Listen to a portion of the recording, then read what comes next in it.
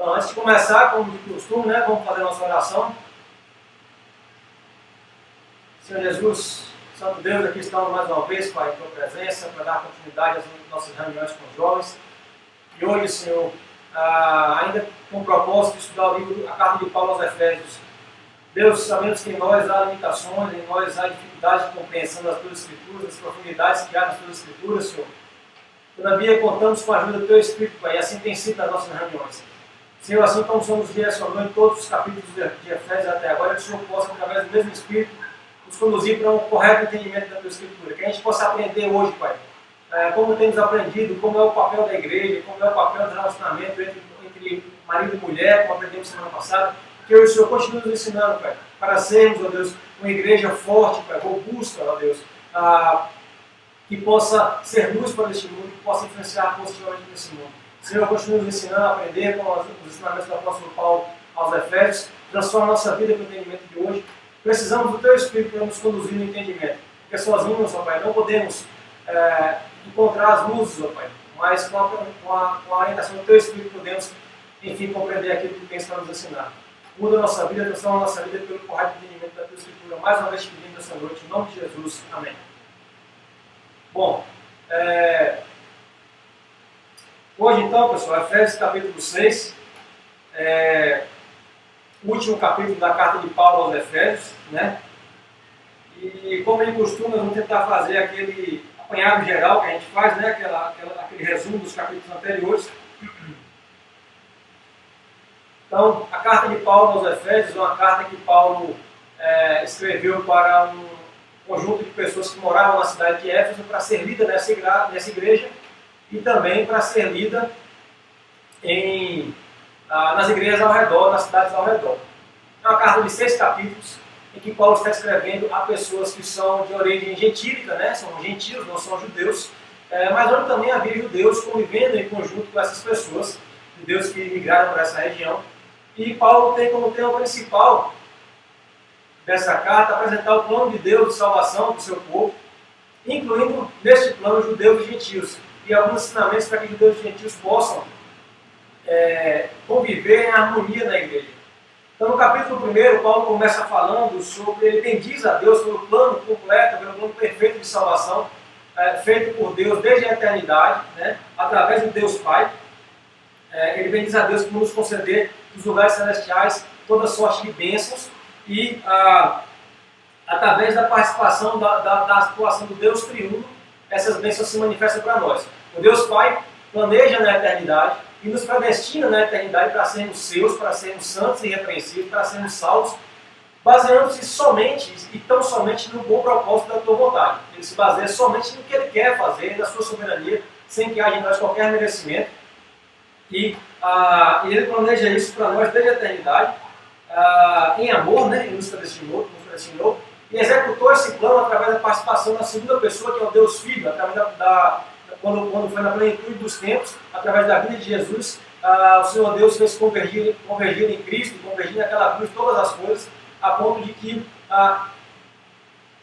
fosse salvação não só para aqueles que esperavam em Cristo, que eram os judeus, como também aqueles que não esperavam, mas depois de ouvirem a pregação e crerem, foram selados com o Espírito da promessa, para enfim receberem por herança a salvação eterna. E aí Paulo ora no final do capítulo 1, para que nós seja firme o pensamento, na lembrança da razão pela qual nós somos chamados, seja firme o entendimento de que isso aconteceu pela graça de Deus, né, só porque Ele quis fazer isso pela sua vontade. E ele fala isso aos Efésios, né, mas também é aplicado a nós, e que a razão do nosso chamamento é a herança eterna na qual fomos selados, nada mais do que isso, sendo todas as outras coisas complemento da graça de Deus sobre nós. No capítulo 1 ele ainda fala que essa salvação aconteceu através da manifestação ou do cumprimento de um grande poder de Deus. E no capítulo 2 ele vai dizer por que esse poder é tão grande, ao lembrar-nos que estávamos nós mortos nos nossos delitos e pecados, não tínhamos qualquer condição de reagir à nossa condição pecaminosa. Esse foi o efeito do pecado que nós cometemos desde o momento em que nascemos, né, fruto do pecado original de Adão, que afetou a todas as pessoas. E que somente por ação exclusiva de Deus, visto que alguém que está morto não pode pedir, não pode falar, não pode buscar. E lembrando que o próprio Paulo escreveu lá aos Romanos, no capítulo 3, fazendo uma alusão ao Velho Testamento, ao Salmo, né, que diz que ninguém busca a Deus, um sequer que busca a Deus. Essa é a realidade do ser humano. Quando Deus, porque Ele quis, resolve derramar sobre nós a sua graça, e segundo tão somente a sua graça, Ele coloca em prática esse plano eterno que Ele, esse plano que Ele criou na eternidade, quando nos predestinou para sermos santos, para vivermos das boas obras, e até as boas obras nas quais nós vivemos foram por Ele planejadas diante de nós. Nem as boas obras somos nós que fazemos, ao contrário, Deus planejou para nós desde a eternidade também. E tudo isso, como sempre repetido por Paulo aos Efésios, tão somente para o louvor da sua glória. O objetivo final de Deus sempre é o louvor da sua própria glória. Ter para si um povo seu, que Ele criou e que precisou que Ele salvasse, porque esse povo não conseguiria se salvar por conta própria. Ele diz ainda que fez isso não só para judeus, no capítulo 2, né, que fez isso não só para judeus, mas também para gentios que agora ocupam o mesmo povo, que são a mesma igreja, não há mais separação entre eles, compreendem o mesmo edifício que junto cresce, né, todos os componentes do edifício, o edifício junto cresce segundo a pedra fundamental, a pedra angular, que é a orientação do crescimento desse edifício, tendo por objetivo construir um ambiente onde possa habitar Deus em espírito. Esse é o propósito desse plano de Deus, e com isso Paulo começa a falar sobre unidade ao dizer que judeus e gentios devem viver, embora sejam de criações diferentes, viver em unidade dentro de uma só igreja. Não são duas igrejas, não são dois povos, não são mais.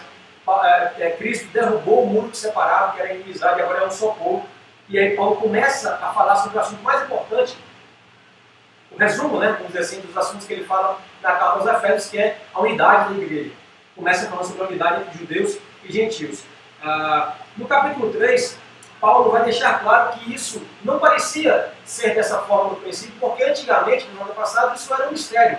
Mas que agora ele, como apóstolo, apóstolo por vontade de Deus, por chamado de Cristo, não porque ele quis, mas porque Cristo quis estabelecer como apóstolo, agora sim Paulo teve revelado a ele esse mistério que era oculto aos antepassados, que separava os judeus de gentios, mostrando que, na verdade, inclusive assim, em outras passagens, Paulo cita várias passagens do Velho Testamento na qual Deus anuncia pelos seus profetas que os gentios farão parte do seu plano redentor.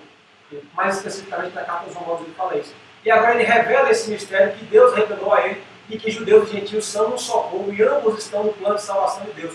Ou seja, a igreja é composta por judeus e gentios e nós, né, castelenses, brasileiros, como gentios que somos, podemos fazer parte da igreja de Deus porque, por sua misericórdia, derramou essa graça não somente nos judeus, mas também nos gentios. Então Paulo diz que isso ele revela como um mistério, né, que Deus o escolheu para revelar esse mistério que antes era oculto aos antepassados, e que entendendo isso, judeus e gentios devem viver, né, segundo, sem inimizade, viver na mesma igreja, uma igreja que é encabeçada por Cristo, devendo viver em unidade. E aí no final do capítulo 3, ele vai orar pedindo que aqueles efésios, aquelas pessoas que ali estão, compreendam que deve ser essa unidade, só pode ser estabelecida se eles viverem arraigados e alicerçados no amor de Cristo, e devem compreender o seu papel como igreja, compreender o amor de Cristo e aí o papel da igreja em todas as suas dimensões, como a gente já conversou. Mesmo que esse amor seja um amor que excede qualquer compreensão, mas devemos buscar compreendê-lo o tempo todo para que possamos viver alicerçados nesse amor, entendendo, portanto, o papel da igreja e o papel de cada um de nós. Falando em papel de cada um de nós, no capítulo 4, Paulo vai então dar sequência nesse texto, ao apresentar esse mistério agora revelado, né, que judeus e gentios são um só povo, são um só corpo, são uma só igreja. Ele diz, começa no capítulo 4, rogando, né, implorando aos seus leitores que na prática vivam assim, que sejam essa unidade na prática, entendendo que tanto judeus quanto gentios, todos fazem parte do corpo de Cristo, e que todos aqueles que de fato fazem parte do corpo de Cristo são membros desse corpo, são usados por Cristo como membros desse corpo, que Deus age através de todos, para todos, por meio de todos, sempre para o louvor da sua própria glória. Não há uma pessoa melhor do que a outra, não há uma pessoa mais especial do que a outra, não há aquela ideia de que devemos buscar, vamos dizer assim, o outro para que Deus possa agir em nossa vida. Não, todos nós que fazemos parte do corpo, Deus age através de todos. E ele diz que todos nós somos membros desse corpo e membros subordinados a uma cabeça, que é a cabeça da igreja, que é Cristo. Certo? E todos esses membros, todas essas juntas do corpo, bem ajustadas, devem trabalhar em conjunto, ou seja, mais uma vez o resumo do assunto de Paulo, em unidade, com o intuito de provocar o crescimento do próprio corpo. Porque todo o corpo vive para o crescimento dele mesmo, baseado naquilo que orienta a cabeça do corpo, que é Cristo. Então, judeus e gentios, bem como todas as pessoas que estão no corpo de Cristo, fazem parte do mesmo corpo, são membros diferentes, cada um tem um dom, cada um tem uma característica dada por Deus para contribuir com o crescimento desse corpo, desde que esse dom não seja para benefício próprio, que esse dom seja para ser bem ajustado com os outros dons e assim fazer o corpo crescer em amor. E ele finaliza o capítulo 4, que ao invés de diante disso a gente deve viver buscando santidade, abandonando as nossas práticas antigas, não dando lugar ao diabo, não nos misturando com as coisas passadas, nos afastando disso. Tem coisas que nós não devemos pensar, tem coisas que muitas coisas que nós não devemos mais fazer, e muitas que não devemos mais nem pensar e nem sequer falar, nem sequer pronunciar algumas coisas, não dando lugar ao diabo. Ao contrário, vivermos em amor, sendo compassivos e perdoando uns aos outros.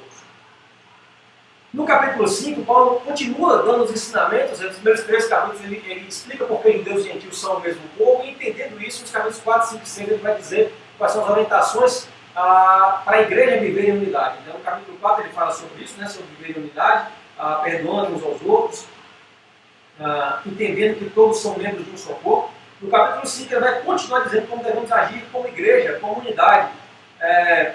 E ele diz que nós devemos ser imitadores de Cristo.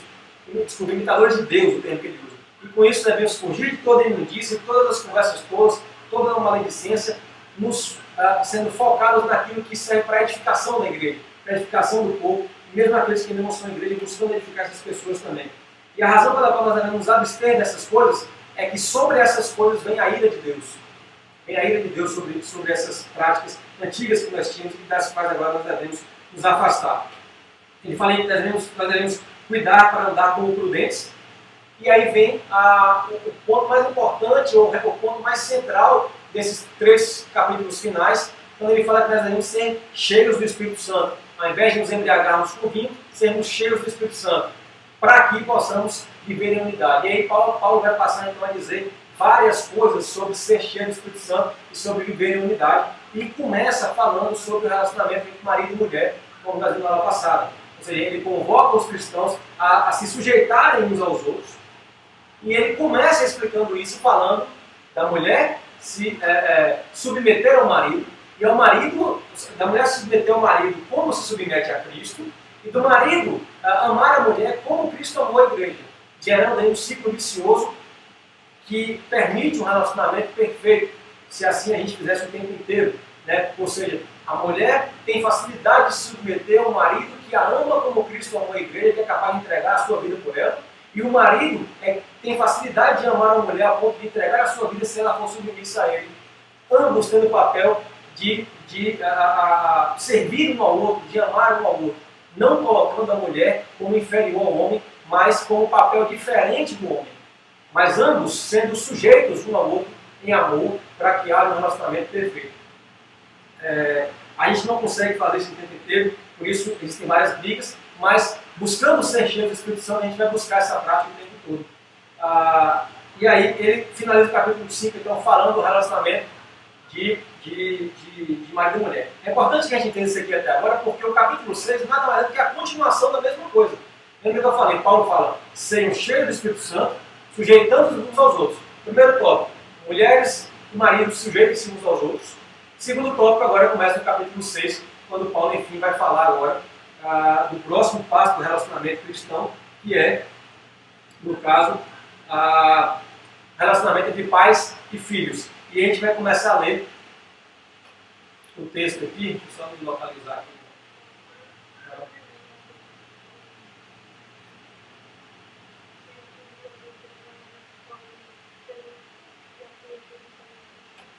Mas ele tudo tem na casa. Por que ele está ruim dele?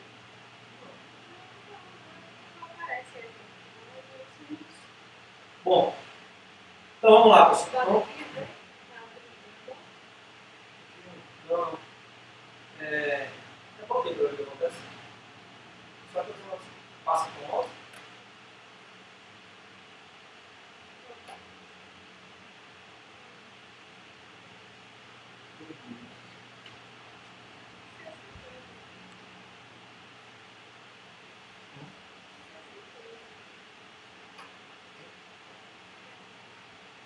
Bom, então, vamos lá. Efésios capítulo 6. Vai dizer, verso 1: Filhos, obedecei a vossos pais no Senhor, pois isto é justo. Ou seja, terminando de falar sobre o relacionamento entre marido e mulher, sujeitando-se uns aos outros, então Paulo vai começar a falar agora sobre o próximo passo do relacionamento cristão, que é de filhos com os pais. E ele começa dizendo: Filhos, obedecei a vossos pais no Senhor, pois isto é justo. O primeiro mandamento que ele dá é para os filhos. Bom, o verso 2 aí, o verso 2 ele vai dizer novamente: honra a teu pai e a tua mãe. Aí abre um parênteses, que é o primeiro mandamento com promessa. Que promessa, como o verso 3? A promessa de que se você honrar o seu pai e a sua mãe, você irá bem. Você honra o seu pai e a sua mãe para que te vá bem e sejas de longa vida sobre a terra. Ou seja, assim como fez lá no capítulo anterior, Paulo começa falando às mulheres para fazerem qual procedimento que elas devem ter com o marido, e depois fala com os maridos o procedimento que eles têm que ter com a mulher. Aqui ele faz a mesma coisa, a mesma forma de apresentação. Primeiro ele vai dizer para os filhos como é que eles devem agir para com os pais, ou seja, obedecer aos pais e às mães, o pai e a mãe no Senhor, porque isso é justo, são aquelas pessoas que mais querem o bem dos filhos, e honrar o pai e a mãe, porque isso é uma condição, vamos dizer assim, para que o filho vá bem, para que tenha longa vida sobre a terra. Na consequência disso, Paulo vai apresentar a contraposição de como os pais devem agir com os filhos. Ou seja, por mais que a gente entenda que os pais eles são superiores hierarquicamente em relação aos filhos, ainda assim, Paulo coloca ambos como tendo responsabilidade, ambos como tendo papel de observar as orientações. Exatamente como ele fez com a mulher e com o homem. Eles colocam com posições diferentes, o homem como cabeça, porém, ambos tendo responsabilidade de serem sujeitos um ao outro, de servirem um ao outro para que esse relacionamento seja aceitável, vamos dizer assim, seja complementar. Mesma coisa ele vai falar aqui em relação aos pais e os filhos. Portanto, nos primeiros versos ele diz como os filhos devem obedecer aos pais, e vejam como Paulo apresenta aqui, uma condição. Às vezes, assim, não é difícil de a gente enxergar no nosso meio, infelizmente, exemplos que possam mostrar pessoas que não conseguem ir bem, ou não conseguem ter uma longa vida sobre a terra, ou às vezes tem uma vida longa, mas uma vida sem nenhum tipo de prazer, cheia de consequências, porque às vezes não tem um relacionamento saudável com seus pais, ou não respeitou os seus pais, ou não ouviu aquilo que os pais ensinaram a ele, né? Ou também porque pode acontecer o contrário, como vai aparecer no verso 4. E vós, pais, não provoqueis nossos filhos a ira, mas criai-os na disciplina e na administração do Senhor. Ou seja, assim como Paulo apresentou o marido e a mulher como necessariamente sendo complementarmente sujeitos uns aos outros, para que isso mostre que eles estão buscando ser cheios do Espírito Santo, isso como sendo parte de buscar ser cheio do Espírito Santo, esse texto é a continuação daquele. Porque o relacionamento dos pais com os filhos e dos filhos com os pais, eles devem também ser complementares, né? E também fazem parte de buscar ser cheio do Espírito Santo. E aqui fica claro, ainda mais claro para vocês, jovens que ainda não se casaram, e talvez tenham dificuldade para entender a parte do marido e da mulher, mas aqui fica fácil de entender como vocês, se forem bem ensinados pelos seus pais, se forem disciplinados, e vejam que criar os pais, por orientação de Paulo, inclui disciplina, inclui correção, inclui admoestação, isso faz parte da criação.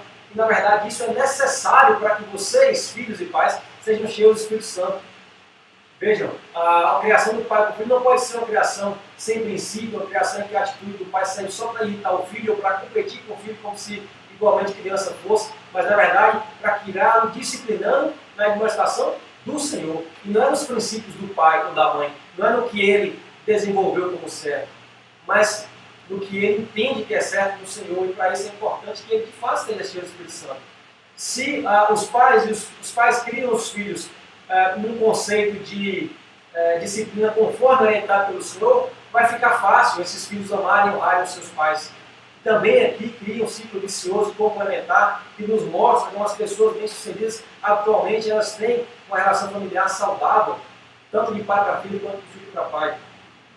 Então, jovens, nós devemos entender que, assim como eu falei na aula passada, no estudo passado que não existe um bom relacionamento marido e mulher, ele necessariamente está ligado a um bom relacionamento da pessoa com Deus, do casal com Deus, do homem ou da mulher individualmente com Deus.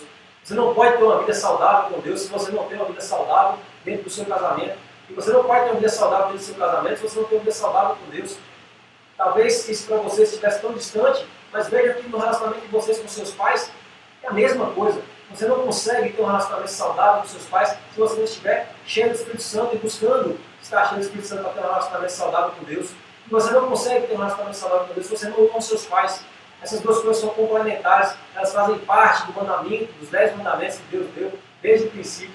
Portanto, é fundamental que a gente compreenda a importância do relacionamento familiar saudável para um bom relacionamento com Deus e, igualmente, a importância de um bom relacionamento com Deus para que a gente construa um relacionamento familiar saudável, um relacionamento familiar eficaz, né? E aí, como eu falei mais uma vez, criando um ciclo vicioso em que o seu relacionamento com a sua família te aproxima de Deus e o seu relacionamento com Deus te aproxima dos seus familiares em amor, no amor, da disciplina e da administração do Senhor. Mais uma vez eu vou frisar aqui que o amor do seu pai por você exige correção, exige disciplina, exige castigo. E os seus pais serão culpados caso não façam isso com vocês. Agora aqui, eu me lembro de um exemplo que tem no Velho Testamento, quando os filhos de Eli, sacerdotes de Israel, eles desonram a Deus no exercício do seu sacerdócio, desviando ofertas para o seu bel prazer. E aí, Eli, o pai deles, chega a falar com eles que parem de fazer isso, que não façam mais essas coisas, que está errado, que não queria que eles fizessem aquilo, mas não os corrige propriamente, deixa eles continuarem fazendo, simplesmente fala, mas não disciplina, não admoesta, ele simplesmente fala, e a consequência disso é que o juízo de Deus vem sobre a família de Eli e encerra-se ali o sacerdócio daquela família. Por quê? Porque a culpa de Eli em não ter disciplinado. Portanto, compreendam quando seus pais disciplinam vocês, porque eles fazem isso com amor, porque eles não querem deixar que vocês caminhem para aquilo que vai te dar consequências. E você, como não tem experiência na vida, talvez não vai entender por que ele está fazendo isso. E isso aqui também vale muito claramente quando o próprio autor de Hebreus cita na sua carta, compara exatamente essa disciplina dos pais com os filhos com a disciplina que Deus tem para conosco ao nos ensinar, ao nos corrigir, ao nos permitir passar por dificuldades, por tribulações, para que a gente seja disciplina, como se fosse um castigo que o pai dá ao filho para que ele se corrija. Da mesma forma Deus age para isso, só que Deus age de uma forma perfeita, muito mais perfeita do que os pais agem. Deus sabe o tempo de começar o castigo, Deus sabe o tempo de acabar o castigo, e Deus nos envia o Espírito que nos consola durante o castigo. Isso serve de lição para nós, no momento que nós estamos vivendo. A humanidade está de castigo agora pelo que tem feito, e Deus está nos dando a chance de pensar nesse castigo. Estamos no cantinho, já falamos isso alguma vez em alguns estudos que fizemos, como os pais falam com os filhos, né?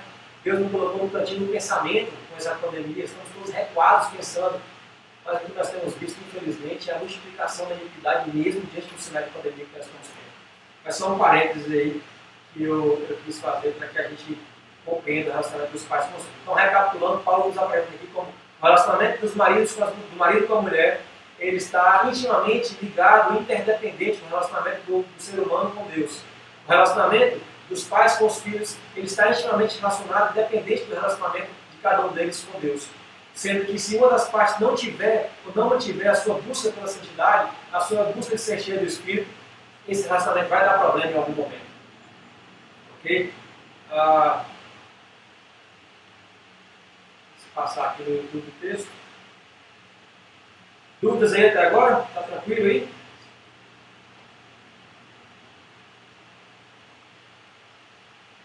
Verso 5, então, a consequência. Ou seja, primeiro Paulo falou sobre relacionamento entre marido e mulher, depois Paulo falou sobre relacionamento entre pais e filhos, e continuando sobre a unidade, sobre o pensamento de unidade, sobre a vivência de um cristão, sobre viver em amor, sobre viver em compassividade com o próximo, sobre viver cheio do Espírito Santo. Paulo agora vai falar sobre o relacionamento entre servos e senhores, no linguajar apropriado para a época, que nos dias de hoje vai passar assim. Nos dias de hoje a gente vai entender isso aí como relacionamento entre patrões e funcionários, por exemplo, entre superiores e inferiores hierarquicamente em alguma condição. E aí Paulo vai dizer: quanto a vós outros servos, obedecei a vosso Senhor segundo a carne, com temor e tremor, na sinceridade do vosso coração, como a Cristo.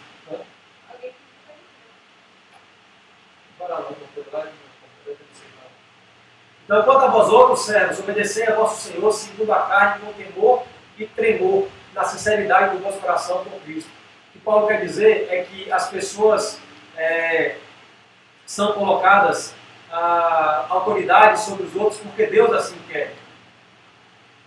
Porque Deus assim escolhe fazer dessa forma. E a razão pela qual ele faz isso a gente às vezes não compreende. Às vezes não compreende. Mas é importante que a gente compreenda que na nossa posição, seja ela qual for a situação que Deus nos colocou, devemos obedecer. Obviamente aqui nós vamos retornar aquele termo, aquele entendimento que nós tivemos quando falamos sobre marido e mulher sendo submissos. Lá fala assim: mulher, seja submissa ao seu marido, se submeta ao seu marido, como se submete a Cristo. E aqui é como Paulo usa o mesmo termo: quanto a vós outros servos, obedecei a vosso Senhor, segundo a carne, com temor e tremor, na sinceridade do vosso coração, como a Cristo. Ou seja, não é que Paulo está obrigando o servo a fazer todas as coisas que o seu Senhor te ordenar. Não é que Paulo está nos colocando como submissos da autoridade de uma forma que tudo aquilo que ele fez nós temos que obedecer. Como nós falamos lá em Romanos também, Paulo fala sobre isso, sobre o respeito às autoridades. Ou seja, se uma autoridade ou alguém que está acima de mim me disser que eu não posso mais servir a Deus, eu não posso me submeter a ele nisso. Porque isso não é me submeter como eu me submeto a Cristo. Isso é contrário da forma como eu me submeto a Cristo. Portanto, o que Paulo está dizendo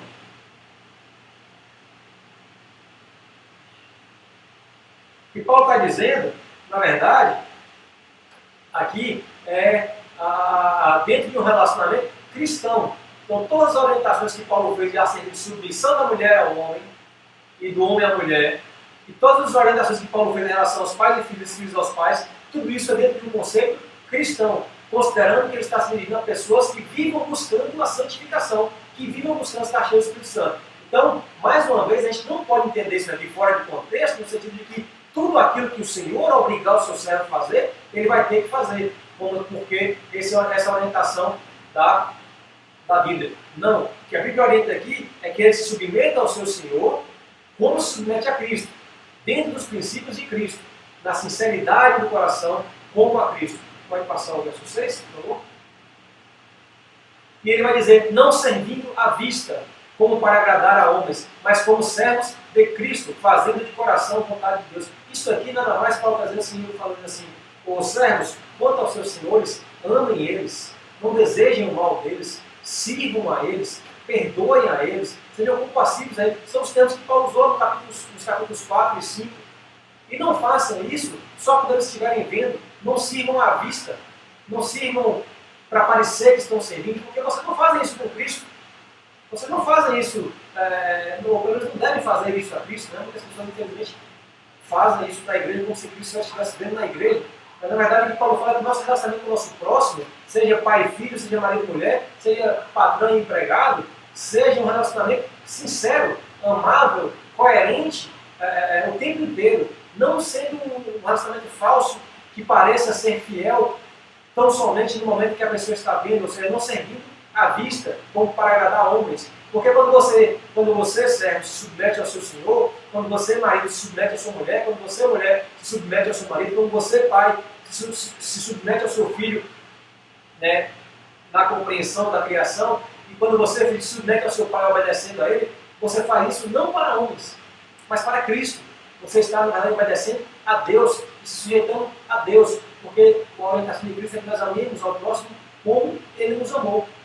E lá no final do capítulo 4 ele fala justamente isso, no capítulo 5, não, no capítulo 4 mesmo, desculpa, ele fala exatamente isso: perdoando-vos uns aos outros como Cristo vos perdoou.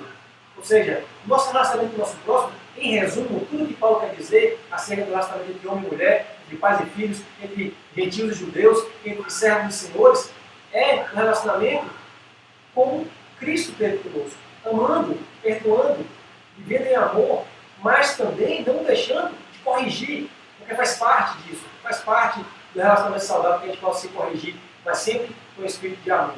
Não sei se está ficando claro o que eu estou entendendo, como o que eu estou querendo passar do meu entendimento.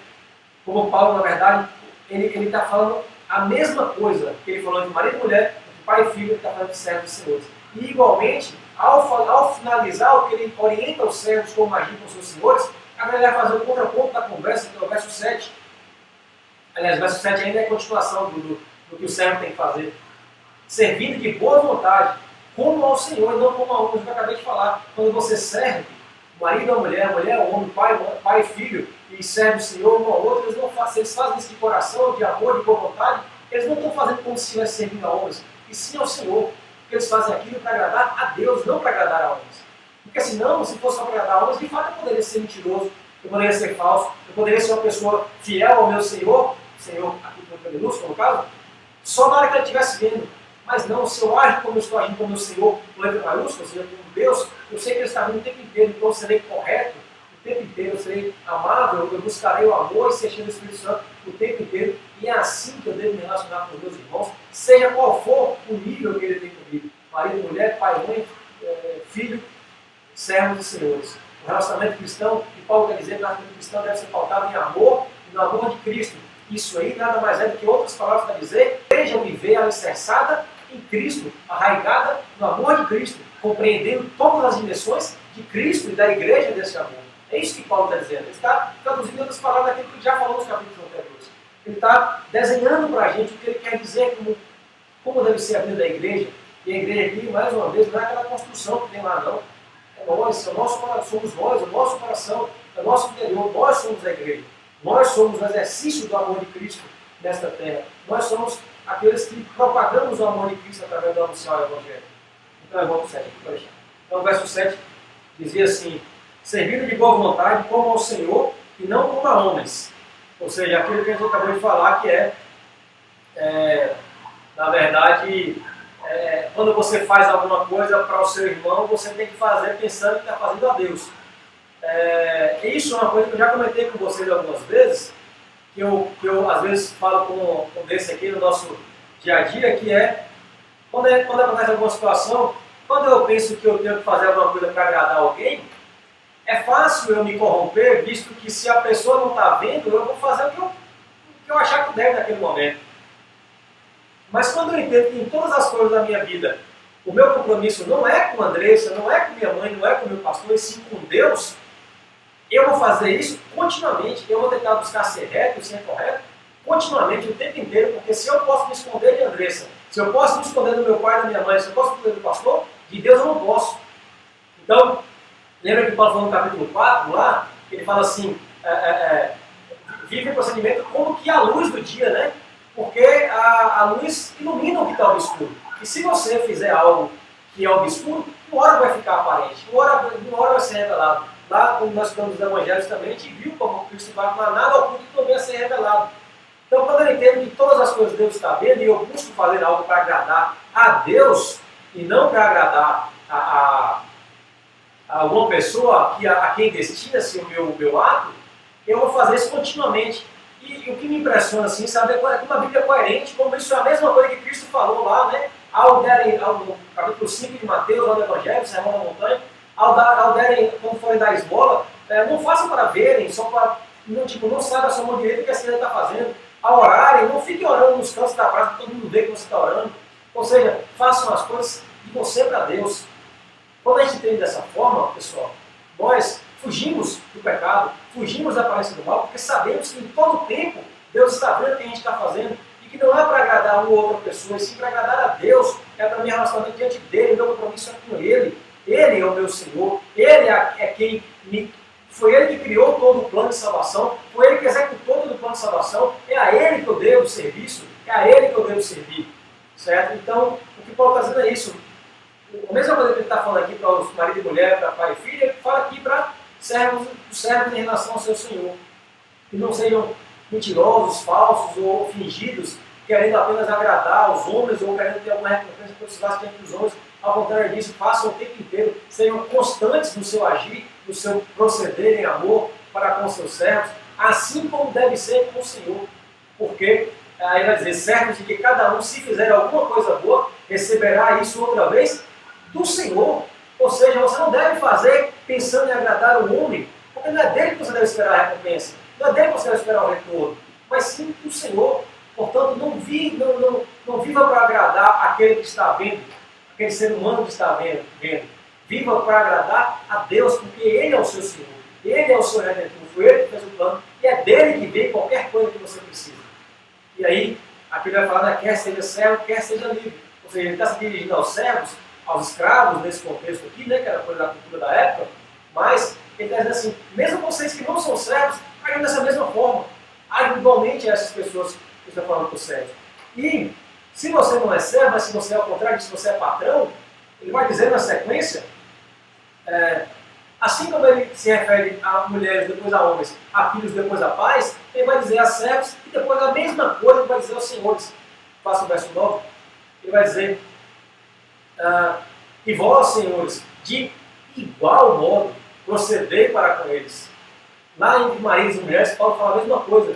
Vocês, maridos, igualmente, né, sujeitados, ele vai dizer, né, amem a vossa mulher. Ou seja, são deveres complementares, eles são em termos diferentes, porque tem funções diferentes, o servo tem função diferente do senhor, o marido tem função diferente da mulher, e o pai tem função diferente do filho. Mas ambos, todos eles, na verdade, devem agir de igual modo, em amor, sujeitando-se em amor, como se sujeitam a Cristo, buscando exercer o seu relacionamento para com essa outra pessoa, da mesma forma como nós exercemos com Cristo, como se estivéssemos fazendo a Cristo, porque é do Senhor que vem a nossa recompensa, a nossa provisão, por isso é a Ele que nós devemos servir.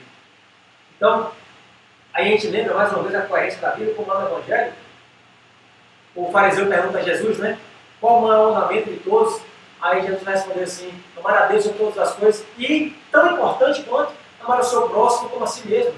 João vai dizer lá, né, que nós devemos amar o nosso próximo, e ele vai dizer, nisto sabeis que são meus discípulos, o próprio Jesus falando, que amem ao seu próximo, que amem ao seu semelhante. É nisto que a gente prova que somos discípulos de Cristo. E é isso que Paulo está nos convidando a fazer. E fala a mesma coisa aos senhores. E vós, senhores, de igual modo, procedei para com eles, deixando as ameaças, pare de ameaçar os seus servos, sabendo que o Senhor, tanto deles como vós, é o mesmo Senhor, tanto deles como vós, que está nos céus, e que para com Ele não há acepção de pessoas. Ou seja, senhores, não é vocês são superiores a Ele nessa terra, mas diante de Deus são igualmente servos. Portanto, senhores, sirvam aos seus servos como se estivessem servindo a Deus, amando eles, perdoando eles, se sujeitando a eles, evidentemente guardando aqui as diferenças dos papéis, assim como coube a pais e filhos e a marido e mulher. Mas a guardar a diferença dos papéis de cada um não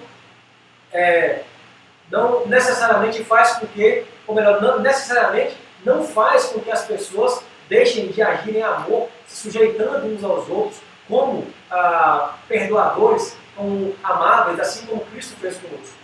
Está dando para entender aí essa relação de Paulo, como Paulo fala a mesma coisa, citando alguns exemplos, e é claro que esses exemplos não se esgotam, né? Para falar sobre professor e aluno, por exemplo, Paulo não fala disso, mas se enquadra exatamente igual sobre, sei lá, irmão e irmã, sobre qualquer tipo de relacionamento deve ser pautado por esse entendimento de sujeição em amor, como que a Cristo, naquilo que você se sujeita a Cristo, ou seja, guiado pelos princípios de Cristo.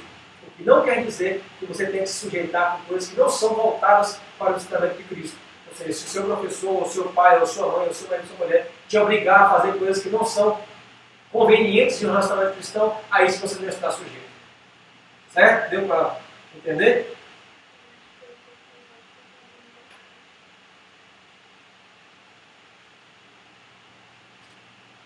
Como é que está aí, pessoal, a transmissão?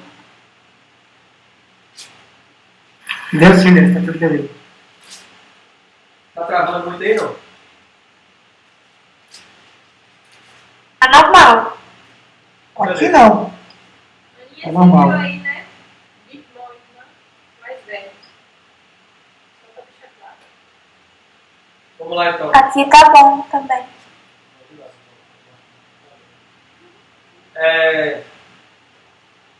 Então, recapitulando todo o contexto aqui, né, não só do capítulo 6, como do livro inteiro, Paulo apresenta o plano de Deus de salvação para judeus e gentios, conclama judeus e gentios a viverem em unidade, se afastando da imoralidade, dos pecados, vivendo com um bom procedimento para o qual Deus nos separou. Depois ele vai começar a dizer sobre o relacionamento entre irmãos e entre separando marido e mulher. Ou seja, veja que Paulo está dizendo como a igreja em unidade deve agir. Tanto marido com mulher, quanto o pai com o filho, quanto o servo com o Senhor. E aí, como eu falei, exemplos que representam um todo. Há algum exemplo que não é citado aqui, mas se enquadra, como o exemplo que eu falei agora em professor e aluno, por exemplo, no contexto de vocês jovens. E agora Paulo vai finalizar a sua carta falando do relacionamento da igreja em unidade para com o reino espiritual. E aí vem o famoso texto de Efésios 6, né, da armadura de Deus, da batalha espiritual. Vou descer aqui na gravação. Da batalha espiritual, que é a... Vai passar. Que é a partir do verso 10, a batalha espiritual, da forma como, ainda falando do mesmo assunto, gente, ainda falando sobre ser cheio do Espírito Santo, ainda falando sobre buscar a verdade de Deus, o amor de Deus, a unidade da igreja, ele vai dizer, quanto ao mais, a todas as outras coisas, inclusive também essas coisas das quais acabamos de falar, sede fortalecidos no Senhor e na força do seu poder.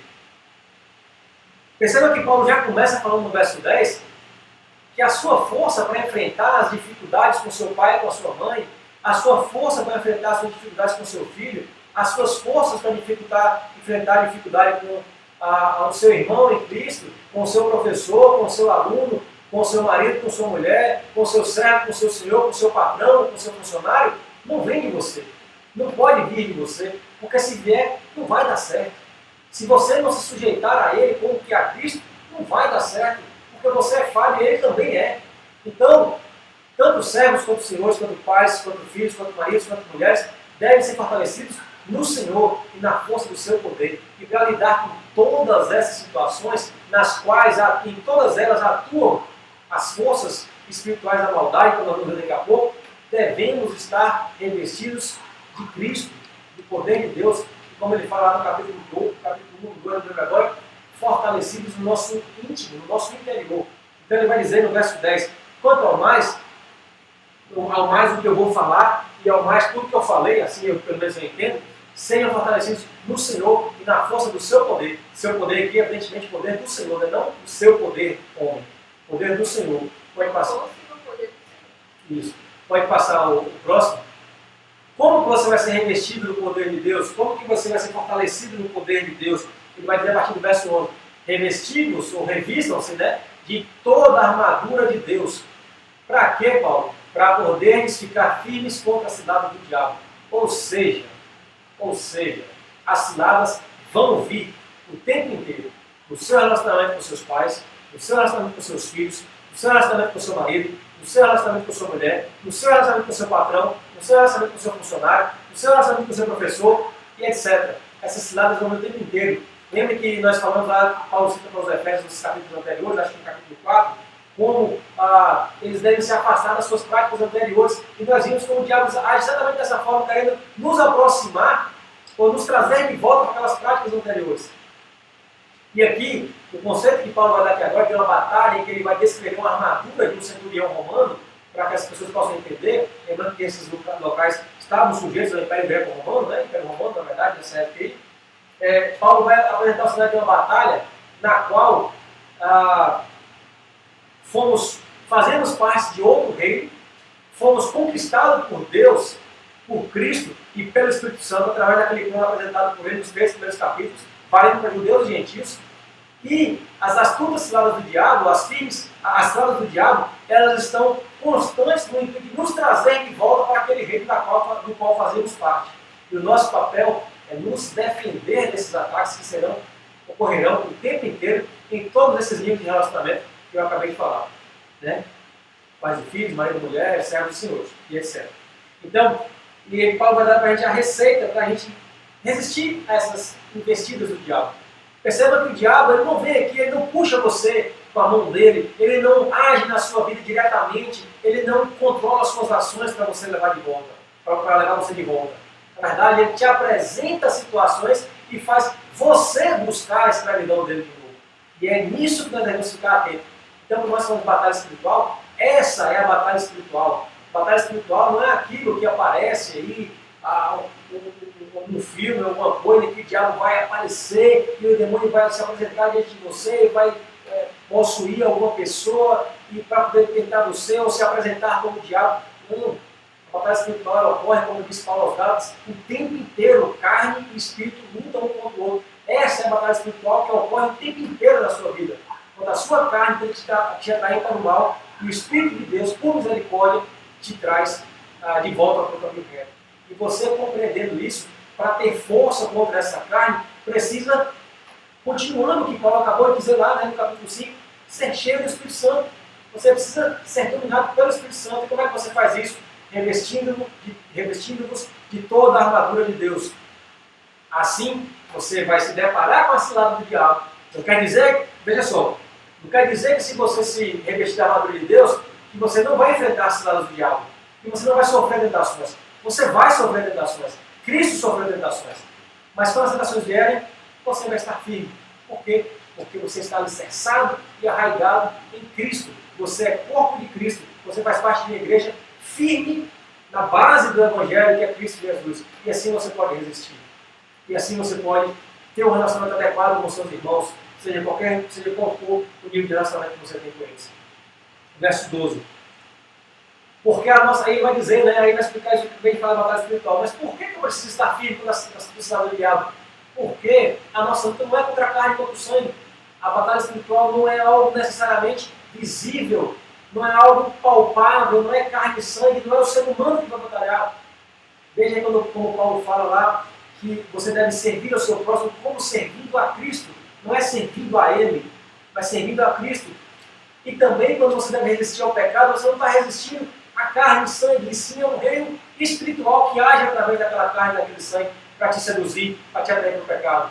Por isso a nossa luta não é contra aquilo visível, e sim como aquilo que batalha dentro do seu coração o dia inteiro, o tempo todo batalha em nosso coração e nossa mente, o espírito contra a carne. E nós precisamos estar firmes contra essas ciladas. E aqui no cenário de guerra, nós vamos ver como a maior parte dos componentes da armadura que Paulo vai citar são componentes de defesa e não de ataque. Por quê? Porque o diabo vai lançar setas, vai lançar flechas, vai lançar armaduras e nós precisamos nos defender. E aí nós vamos lembrar daquilo que diz me fugiu agora. Qual é o livro que fala? Peraí.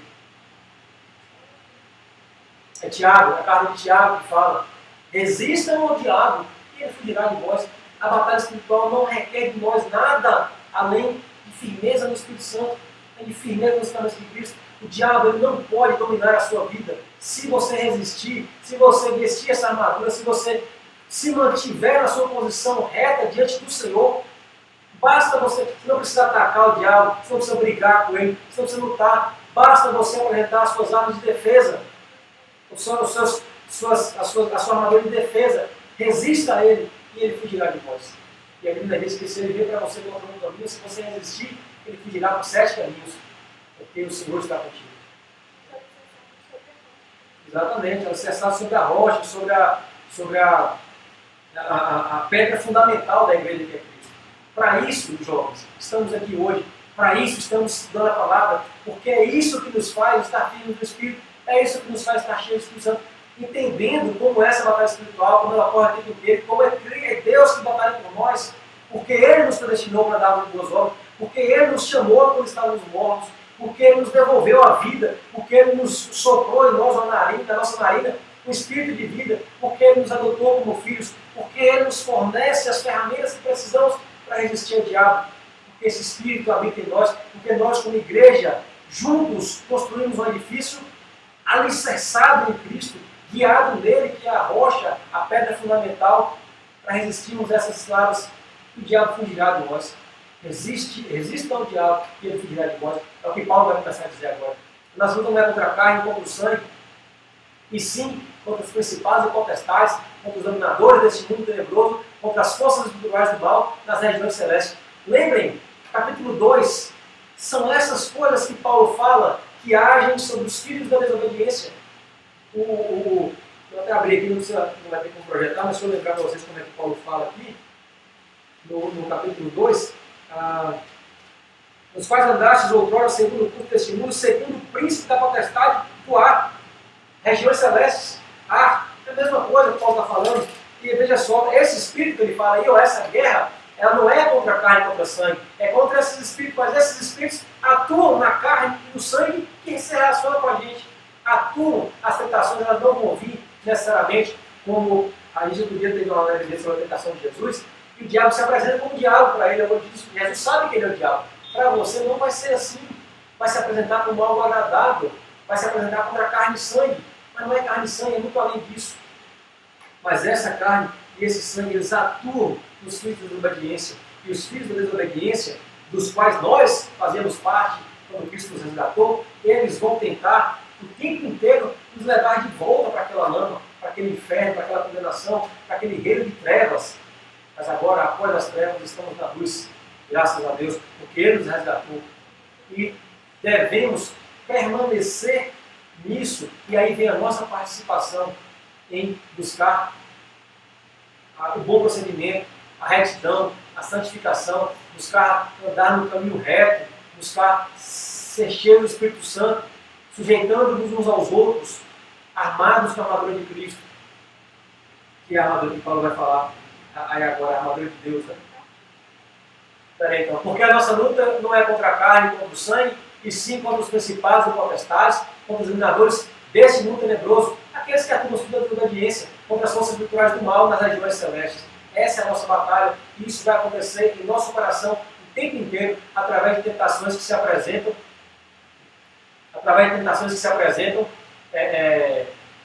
nesse mundo, através da carne e do sangue.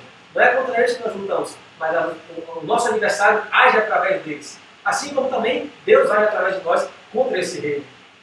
E foi através de alguém, alguma pessoa de carne e de sangue, que Deus agiu para que esse evangelho chegasse a mim e a você. Graças a Deus por isso. Pode passar o verso 13?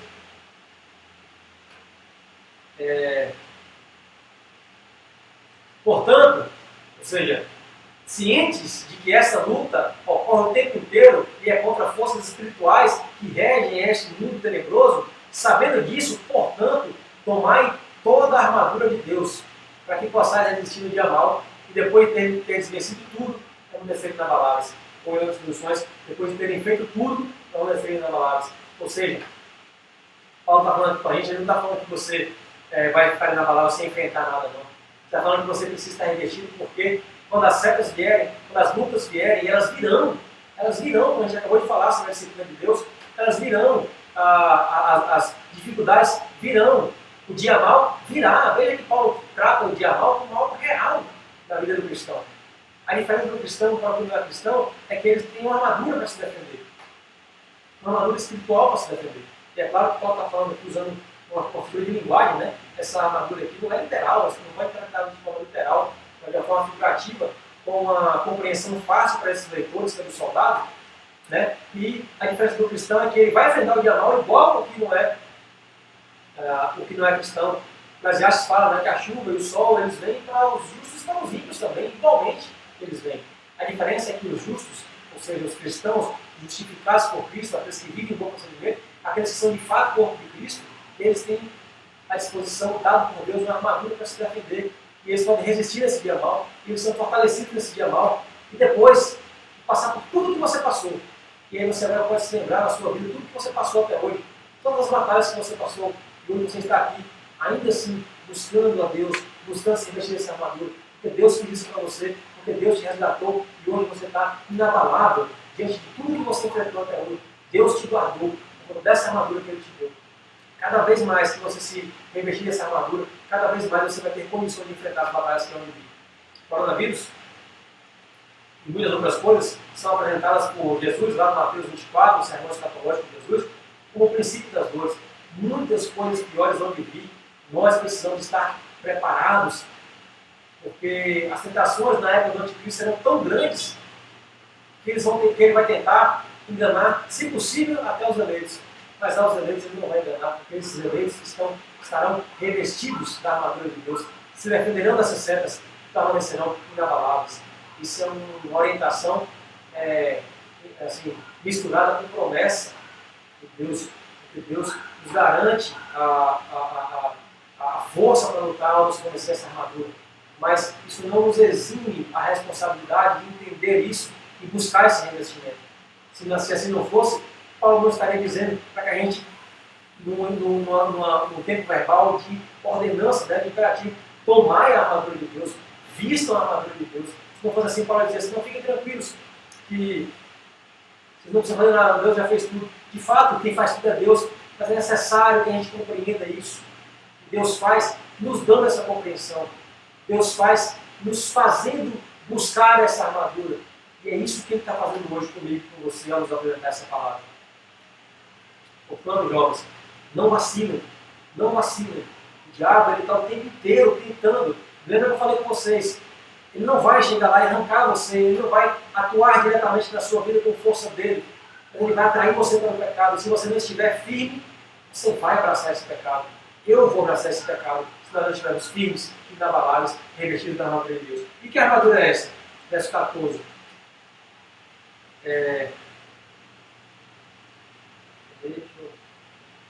Estai, pois, firmes.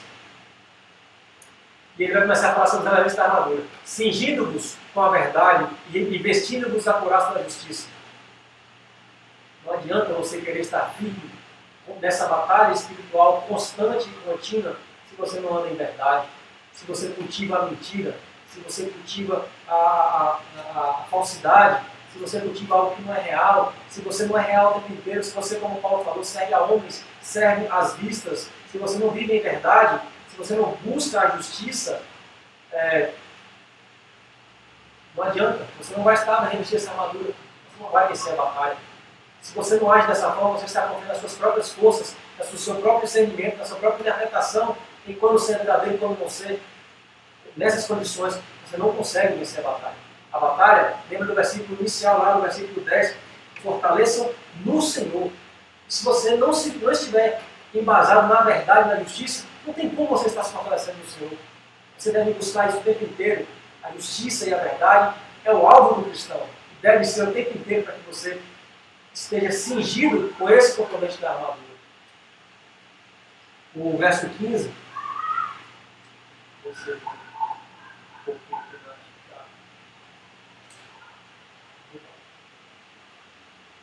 Verso 15. Calçai os pés com a preparação do Evangelho da Paz. O soldado romano ele tinha uma sapatilha, como componente da sua armadura, uma proteção para os seus pés. E é claro que calçar os pés se habilite para prosseguir nessa caminhada. Se capacite para caminhar, se prepare para a caminhada. Você deve, como eu falei, a nossa batalha espiritual requer de nós basicamente armadura de defesa, mas também, no mesmo processo da batalha, devemos ajudar outros a se armarem, apresentar a eles essas mesmas armas que foram disponibilizadas para nós, que também podem ser disponibilizadas para eles. E faz parte da armadura cristã o preparo para que você possa levar o Evangelho a pessoas que precisam desse Evangelho. Assim como você precisou e precisa, continua precisando. Faz parte da batalha espiritual, não é atacar no sentido de ir contra o diabo, mas de ter postura atuante na batalha espiritual, visto que pessoas precisam desse Evangelho do qual você agora está fortalecido. Até para proteger os nossos pés também. Exato, até como assim? Porque quando você está Falar que descalço, não dá problema. porque quando você está descalço, o seu pé está vulnerável a alguma pedra, a bater, a pisar em espinhos, em alguma coisa. Se você tiver calçado, seu pé vai estar guardado nessas coisas.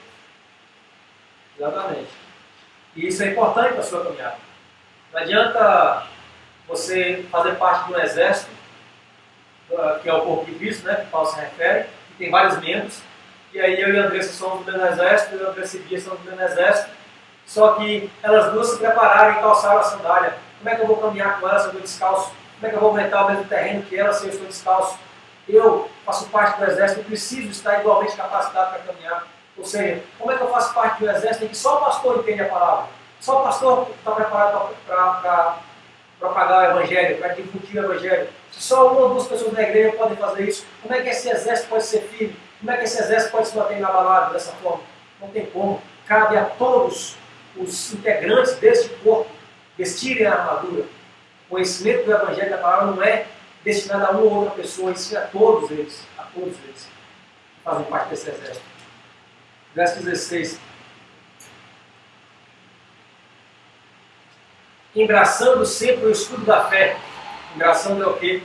Passando o braço, né? Passando o braço, né? Em vez de a imagem do escudo, que tem o escudo, e tem aquela correia que prende, né? O escudo.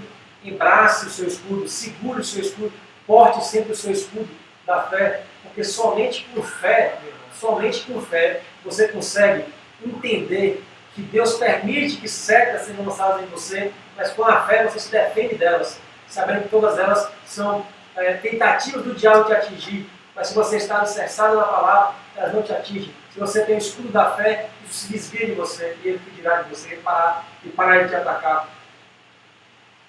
A fé aqui, mais uma vez, não é entender, não é pensar que eu tenho tanta fé que eu não vou passar por provação. Ao contrário disso, ao contrário.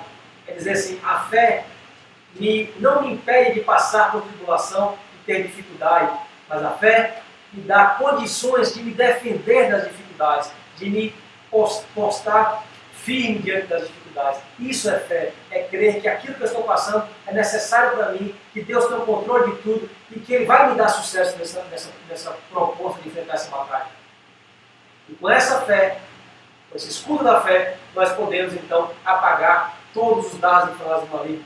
Veja então que, mais uma vez, Paulo alerta aqui você como parado aqui, ou seja, você se defendendo, o diabo te atacando o tempo inteiro, você basta ter fé no ataque dele, basta ter fé e resistir a ele, que esse ataque, você apaga todas essas setas inflamadas. E aqui ele fala como flechas pegando fogo, né? Dardos inflamados são flechas com fogo aceso. E você não só se defende dessas flechas, como você apaga o fogo do maligno. Para você entrar na luta espiritual, você não precisa ir para cima dele. Basta você se defender dele, resistir dele. O fogo dele será apagado e ele fugirá de você. Esse é o desenho que Paulo apresenta, que Tiago apresenta, da batalha espiritual. Ela ocorre o tempo inteiro. Mas você não precisa. Você já venceu a batalha, não você, mas Cristo por você. Você já faz parte dos vencedores, porque Cristo venceu a batalha para você. Agora o inimigo ele vai querer te reconquistar. E você só precisa defender o que você já faz parte. Só isso. Não precisa mais nada. Se você veste essa armadura, se você se alicerça na palavra, se você calça a sandália da pregação do Evangelho, da preparação, da propagação do Evangelho, se você embraça o escudo da fé e os outros elementos que ele vai falar daqui a pouco, isso é o que basta para você se manter firme no caminho e fazendo parte do grupo daqueles que venceram com Cristo. Verso 17. Outro elemento, tomai também o capacete da salvação e a espada do Espírito, que é a palavra de Deus. A espada do Espírito está intimamente ligada aí, a palavra de Deus, intimamente ligada à sandália, né, da preparação do Evangelho. A palavra de Deus e o Evangelho, aqui trazido como sinônimos, armas que talvez sejam as armas de ataque, vamos dizer assim, mas aqui Paulo não está se referindo ao ataque de você ir e partir. Eu quero saber onde é que está o diabo para poder procurar ele atacar. Não, estou falando isso porque tem muitos conceitos de batalha espiritual que fazem esse tipo de coisa, né? Mapeamento espiritual, saber qual é o nome do demônio que está aqui, porque eu preciso ir atrás dele e atacar ele e tal, não sei o quê. Na verdade, não é isso que Paulo apresenta aqui para a gente. Paulo apresenta um cenário que você já venceu. Cristo já venceu por você, você já faz parte dos vencedores, basta se defender. Agora, há pessoas que não estão nesse grupo, e aí você precisa levar a eles a arma, o Espírito, a espada do Espírito, que é a palavra de Deus. E para isso você precisa estar protegido o seu pé, como a Andressa falou, com a sandália, né? A sandália que te prepara para caminhar no Evangelho da Paz. E o capacete da salvação, é evidente, é o componente mais precioso da armadura, é o componente mais importante da armadura. Imagine você ir para uma batalha, protegendo todo o seu corpo, mas não está, e você não tem convicção da sua salvação, e você tem medo de ser, ou seja, eu vou para a batalha com medo de ser derrotado para uma batalha, ou seja, eu vou pregar o Evangelho para outras pessoas, sendo que nem eu sei se eu estou salvo. E é perigoso chegar lá e ficar eu e ele derrotado.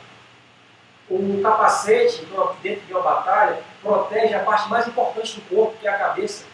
Portanto, o capacete da salvação, a consciência de que Deus, em Cristo, já te salvou, você é salvo por Deus, você foi predestinado para isso, você faz parte do povo eleito, te habilita a ir protegido para a batalha.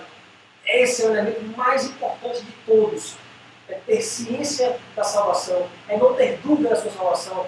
E aqui só tem uma forma de você ter certeza que é salvo. Só tem uma forma de você não ter dúvida da sua salvação. É você entender o que Paulo falou aos Efésios. A salvação não foi você, não foi obra da sua vontade, não foi obra da sua persistência, não foi obra... Você estava morto e Deus, através de Cristo e do Espírito, te deu vida. Ele predestinou você, Ele planejou toda a sua salvação, Ele executou em Cristo e Ele confirma pelo Espírito em você. Ele que faz tudo. Se você não entender que em todos os aspectos quem te salva é Deus, sem qualquer mérito seu, sem qualquer participação sua, se você não entender isso, você nunca vai ter ciência da sua salvação. Porque toda vez que você pecar, você vai questionar a sua salvação. Então, como você pode ir para a batalha? Como você pode participar da batalha? Como você pode trazer outras pessoas para o seu grupo dos salvos, se você não tem convicção da sua salvação? Se você, jovem, ou se você estiver assistindo depois, não tem convicção da sua salvação, se você tem dúvida do que acontece com você se você morrer hoje, algo está errado. Você precisa ter convicção da sua salvação. E aí Romanos explica isso muito bem, Efésios explica isso muito bem, vários livros vão explicar isso muito bem, a Bíblia inteira, né? Mas assim, Romanos especificamente, fala sobre a obra de Deus em salvar, a partir do capítulo 8, de uma forma tão convincente, que ele vai dizer, se Deus é por nós, quem será contra nós? Nada poderá nos separar do amor de Deus que está em Cristo Jesus. Tudo a mesma coisa. Ele salvou porque Ele quis salvar. Está consumado. Você precisa entender isso hoje. E assim você vai ter o componente mais importante da batalha. Mais importante para se defender. Porque uma das principais armas do diabo é acusar você sobre o seu passado. É lembrar você do que você fez. É te fazer desistir do foco da salvação. Mas se você não tiver esse capacete, meu irmão, o resto da armadura vem com facilidade. Verso 18.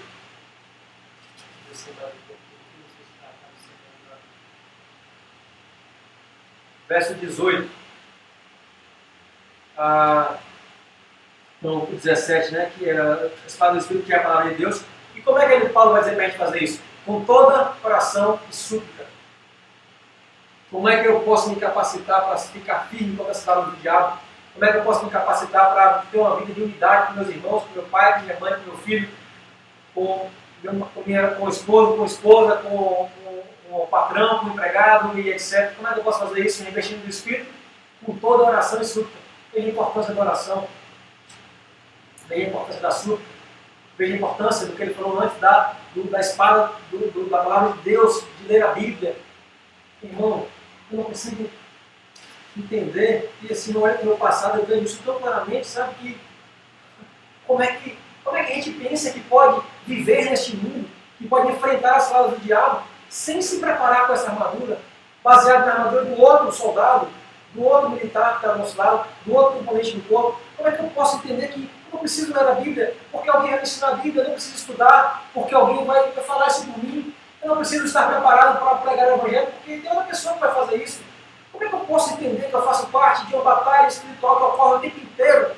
O diabo atacando a minha vida o tempo inteiro, atacando no sentido de querer me levar a pecar, me apresentando tentações o tempo inteiro para eu pecar. Como é que eu posso estar firme, baseado na fé de outra pessoa, baseado no preparo de outra pessoa, baseado no conhecimento da Bíblia de outra pessoa? Como é que pode dar certo isso? Não tem como. Portanto, orem, supliquem a Deus, busquem a palavra de Deus, se revistem dessa armadura. Porque o dia mal chega, meu. O dia mal chega, como o Paulo falou no começo, e as setas vão vir e virão com dardos inflamados. Se você não estiver armado, você vai cair. Se você não estiver armado, eu vou cair. Perceba isso agora. Acorda você que dorme, Paulo diz aí no outro texto. Com toda oração e súplica, orando em todo o tempo, no Espírito, e para isto, vigiando com toda... Veja, Espírito com letra maiúscula, né? Lembra que o Espírito que intercede por nós, com gemidos inexprimíveis, né? Nos ensina, quando nós não sabemos orar, Ele nos ajuda. Portanto, sejam cheios desse Espírito. Porque o que Paulo quer dizer aqui é que se você for cheio do Espírito Santo, você vai orar o tempo inteiro. E orar o tempo inteiro significa que você vai passar 24 horas orando, ou como alguns entendem que a oração tem a eficácia da oração tem a ver com o tempo cronometrado que você orou. Não é isso que Paulo está dizendo. É que a sua vida deve ser uma constante oração em Espírito, uma constante presença do Espírito de Deus em você. Em tudo que você for fazer, você tem que se relacionar com Deus. Em tudo que você for fazer. Não é na hora que você se ajoelha antes de dormir, ou quando você acorda, ou quando você tira o seu devocional diário.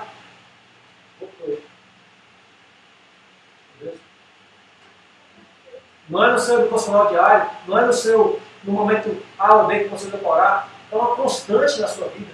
Viver no Espírito, habitado pelo Espírito de Deus, deve ser uma constante na vida cristã. Por isso que Paulo diz, orando em todo o tempo inteiro. Por que a gente deve orar em todo o tempo no Espírito? Porque a batalha ocorre o tempo inteiro. Você não pode vacilar em nenhum momento. Você precisa ser vigilante.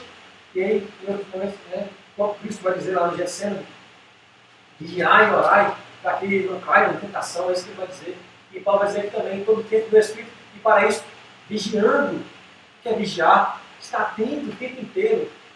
É ficar atento o tempo inteiro, porque as tentações ocorrem, não é em um momento ou outro, o tempo todo a batalha acontece. O tempo inteiro o Espírito milita contra a carne contra o Espírito. Se você, em algum momento, esquecer de fortalecer o Espírito, esquecer de orar em Espírito, a carne vai prevalecer, você vai pecar. E é por isso nós, infelizmente, ainda caímos no pecado. Nós, por exemplo, estamos influenciados por essa carne. E para isso, vigiando com toda perseverança. Perseverança. O que é perseverança no conceito bíblico?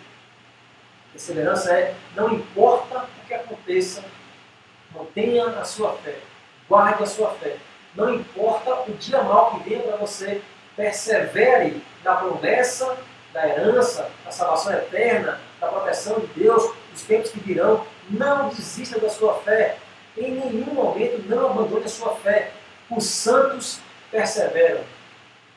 E aí Apocalipse vai dizer, né, capítulo 13, quem tiver que ir para o cativeiro, que vá para o cativeiro. Quem tiver que ser morto à espada, que seja morto à espada.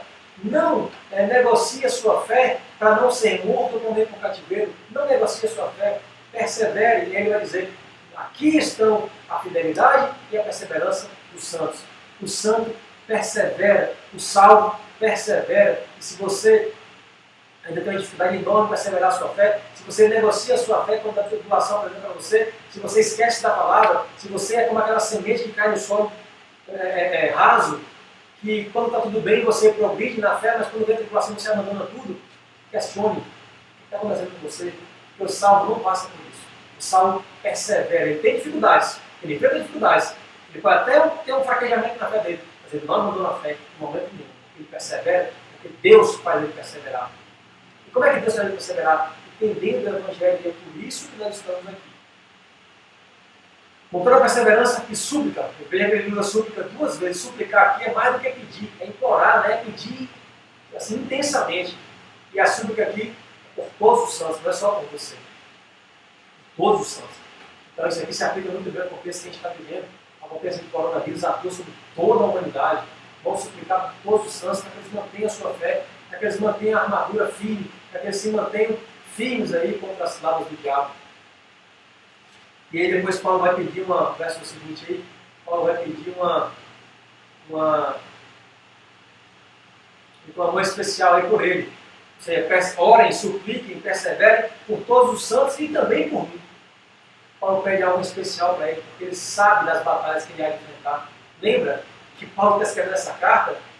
Veja alguém que está escrevendo a carta de perseverar, de vestir a armadura, de lutar contra as armadilhas, de resistir a tudo. Ele está preso.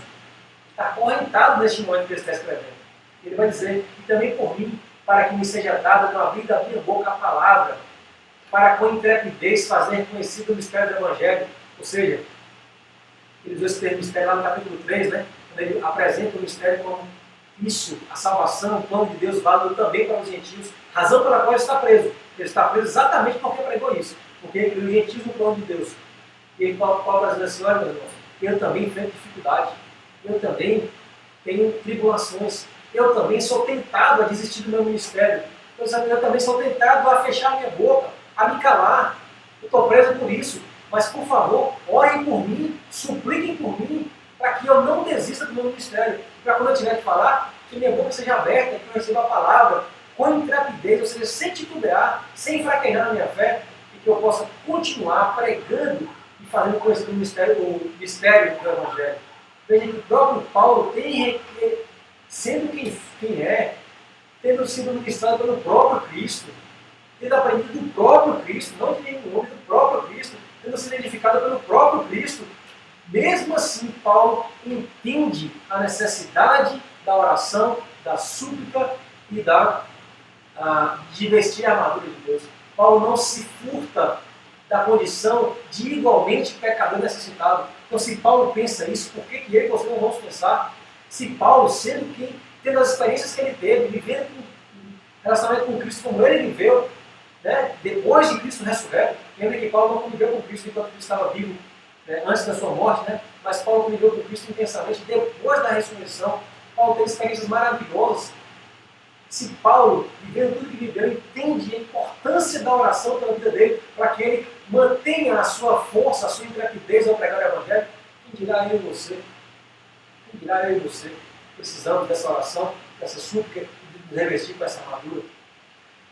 Se Paulo entende que para resistir às palavras do diabo ele precisava disso, quanto mais nós não devemos entender que precisamos orar e nos revestir do Espírito o tempo inteiro para estarmos habilitados com a armadura e se resistirmos ao dia mau. E depois de termos feito tudo, permanecemos inabaláveis. Depois de termos enfrentado tudo, chegarmos ao final dessa batalha, igual estávamos no começo, ou seja, salvos por Cristo.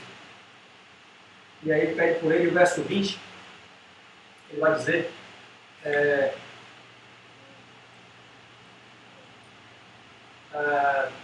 o verso 19 vai finalizar assim: e também por mim, para que seja dado na vida da minha boca a palavra, que eu tenho saber que você serve do Evangelho, pelo qual, o Evangelho, sou embaixador em cabeça. O que é embaixador em cabeça? Porque está preso. A gente tenta encontrar um monte de significado para isso, né? Em cadeias, de um para outro. Também, né? Também acaba sendo. Mas na verdade, o Paulo quer dizer que ele está preso. E ele está preso não porque os romanos o prenderam. Lá no capítulo 2, no capítulo 3, no 4, eu acho que ele vai dizer assim, né? Que ele é prisioneiro, não é dos romanos, ele é prisioneiro de Cristo. Paulo entende a tribulação que ele está vivendo, ele está ali porque Cristo quer que ali ele esteja. E é de nós, se ele não estivesse, quantas cartas ele não teria escrito se ele não estivesse lá. Lembrando das cartas que ele escreveu, Efésios, uma dessas ele está vendo agora, Filipenses, Filemão, cartas que ele escreveu quando ele estava preso. Graças a Deus por ter prendido Paulo. Graças a Deus porque assim muitos soldados romanos ouviram a palavra de Cristo de forma que eles não poderiam ouvir se não fosse dessa forma. Deus sabe o que faz, meu irmão. Deus sabe o que faz. E quando Deus te coloca na tribulação, você está na tribulação porque Deus quis que você esteja. Busque o revestimento da armadura para você enfrentar todas as ciladas, permanecer inabalável e depois entender o propósito de Deus, como Paulo entende na vida dele. Então ele diz no verso 20: sou embaixador em cabeça, para que em Cristo eu seja usado para falar. Paulo reconhece que se fosse pela sua própria força, ele não conseguiria. Ele não conseguiria. Paulo reconhece o que ele falou para os Efésios no verso 10. Ele reconhece para ele. Ele é fortalecido em Cristo, não nele mesmo. Somente assim você persiste. Lembra que foi no verso anterior? Do perseverar. Não se engane que com a sua força você persevera. Você não consegue. Eu não consigo. Ninguém consegue. Se não for revestido por Cristo, se não for a igreja alicerçada em Cristo, se não for a igreja embasada em Cristo, se não for a igreja construída seguindo os princípios da pedra fundamental, se não for alguém fortalecido por Cristo no seu interior, se não for alguém que compreende todas as dimensões do amor de Cristo e o papel da igreja, não vai dar certo. Se você não viver cheio do Espírito Santo com o seu irmão, você vai cair em tentação. Você vai pecar contra o seu irmão. Você vai pecar contra Deus. Não há forças em você para resistir às tentações do diabo. Mas quando você entende que em Cristo você é fortalecido, com a armadura de Cristo, nada pode te abalar, ou seja, você permanece inabalável depois de todas as batalhas, aí tudo muda para você. Paulo pede isso por ele. Olhem por mim, para que eu me revista dessa armadura, para que eu não cesse de falar, para que a minha boca ao abrir a palavra venha, para que eu não desista de pregar o mistério do Evangelho, porque desse Evangelho, eu estou preso por ele, eu quero continuar pregando mesmo estando preso, porque em Cristo eu sou usado para falar, porque é para isso que Cristo me salvou, é isso que me cumpre fazer. A minha missão é essa, Paulo diz. Se não pensa em você, João, você também não tem uma missão como essa. todos nós. A grande comissão pregada por Jesus é todos aqueles que crerem nele devem fazer isso. Pregar o Evangelho, anunciar, porque há muitas almas cativas. Como a gente estudou na carta de Judas, devemos fazer isso para arrebatar do fogo condenatório aquelas pessoas que ainda têm dúvida sobre o que é essa vida, sobre o que é Deus, sobre o que é Cristo. Para isso, eu não posso fazer isso se eu não estiver vestido da armadura, se eu estiver calçado os pés com a preparação do Evangelho, se eu não estiver em minhas mãos a espada do Espírito, que é a palavra de Deus. Certo? Tranquilo? Algum comentário mais aí por enquanto?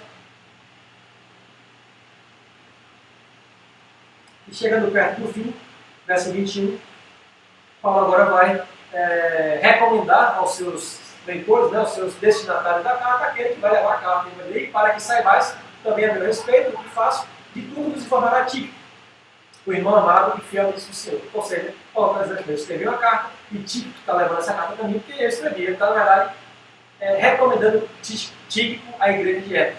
Olha, meus irmãos, quando o Tíquico chegar aí, vocês saibam que fui eu que mandei ele, realmente. Ele é nosso irmão e ele é o portador. Por quê? Porque Paulo mesmo não podia ir lá porque estava preso. Então ele mandou um mensageiro com a carta que ele escreveu. E esse mensageiro aí é Tíquico. Foi para isso que eu vos vai passar o próximo? Foi para isso que eu vos enviei, para que saibais a nosso respeito e ele console o vosso coração. Ou seja, eu estou mandando o Tíquico aí, essa carta, para que vocês entendam que o que está acontecendo comigo? Que eu estou preso, que eu estou passando por tudo isso, mas que haja consolo em vós, em vosso coração. Porque eu entendo que eu estou preso de Cristo, que eu estou preso por Cristo e para Cristo. As tribulações que tenho feito são por Cristo, não são pelos homens. Eu não sou alvo dos homens, eu não sou derrotado pelos homens. Eu passo por isso porque Cristo permite. E algum propósito há. E o mesmo vale para mim e para você. Certo? Portanto, que assim como as palavras que Paulo escreveu aos Efésios e enviou por Tíquico, levou consolo ao coração dos Efésios, que também leva ao seu coração, como trouxe ao meu coração. Ao entender a razão pela qual eu passo por tudo nessa vida, ao entender que a batalha é constante e é grande, a batalha contra o reino espiritual poderoso, porém, eu estou revestido por uma armadura de alguém que é muito mais poderoso, alguém que já venceu essa batalha comigo, alguém que já me tirou dos domínios desse espírito da maldade, e que não cairei novamente sob o domínio dele. Eu posso até pecar com um acidente. A vida do cristão, infelizmente, ainda acontece esses percalços de você pecar. Você pode até cometer pecado, mas o mesmo Espírito que selou em você a herança, que garantiu em você a herança, a salvação, esse Espírito vai fazer você transformar em você errado o que você está fazendo. E faz parte disso o relacionamento com seus irmãos. Lembra quando ele falou do pai corrigir o filho? Assim também o marido corrige a mulher corrige o marido. Os filhos também, quando capazes, corrigem os seus pais. O servo ao Senhor, o Senhor ao servo. De uma forma global, isto é a igreja de Cristo.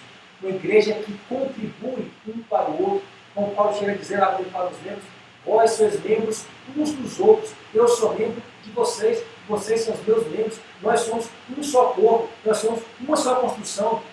Mas não adianta um só membro ou uma parte desses membros se investir na armadura. Porque se você vamos dizer, tem duas mãos e você botou, por exemplo, você botou uma vasilha no forno para esquentar, certo? E você vai pegar essa vasilha quente depois. Se só uma mão calçar a luva e a outra não calçar, a mão que não calçou vai queimar e vai doer o corpo todo. Todo o corpo vai se danificar por isso. Então entendam que vocês são parte desse corpo. Vocês têm dons de Deus, vocês têm participação. Busque qual é a sua participação no reino de Deus.